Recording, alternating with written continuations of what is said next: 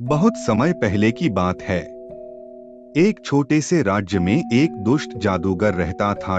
उसका नाम तामसिक था। तामसिक को जादू और तंत्र मंत्र में इतनी महारत हासिल थी कि पूरे राज्य के लोग उससे डरते थे। वह अपने स्वार्थ के लिए लोगों को परेशान करता और जो उसकी बात नहीं मानता उसे श्राप देकर बर्बाद कर देता। तामसिक एक ऊंची पहाड़ी पर बने एक काले महल में रहता था। महल के चारों ओर घना जंगल था, जहां डरावने जीव जंतु और उसकी जादुई पहरेदारियां रहती थीं। वह राज्य के राजा को भी धमकी देकर अपने वश में कर चुका था। राजा और उसकी प्रजा बहुत परेशान थी, लेकिन तामसिक के डर से कोई भी उसका सामना करने की हिम्मत नहीं करता। राज्य में एक युवक था जिसका नाम आर्यन था। आर्यन साहसी और ईमानदार था।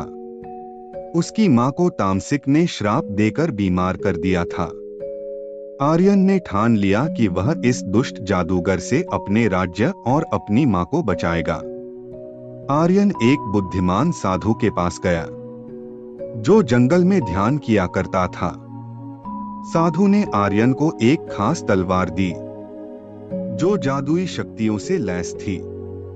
उन्होंने कहा, इस तलवार से तामसिक का जादू बेअसर होगा, लेकिन याद रखना, तुम्हारी नीयत साफ और साहस अटूट होना चाहिए। आर्यन ने साहस जुटाया और तामसिक के महल की ओर निकल पड़ा। रास्ते में उसे कई कठिनाइयों का सामना करना पड़ा। जंगल के खतरनाक जीवों और जादुई पहरेदारों से लड़ते हुए वह आखिरकार महल के अंदर पहुंच गया। तामसिक ने उसे देखकर जोर से हंसते हुए कहा, तुम जैसे साधारण इंसान मेरा क्या बिगाड़ सकते हो?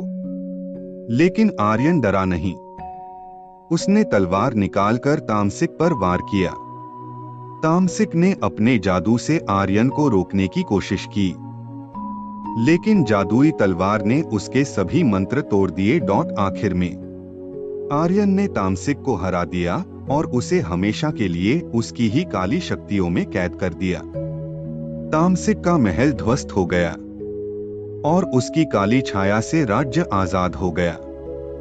आर्यन की बहादुरी की कहानी पूरे राज्य में फैली और राजा ने उसे सम्मानित किया। उसकी मां ठीक हो गई और राज्य में खुशी और शांति लौट आई। यह कहानी हमें सिखाती है कि साहस, ईमानदारी और सही नीयत से बड़े संकट को भी हराया जा सकता है।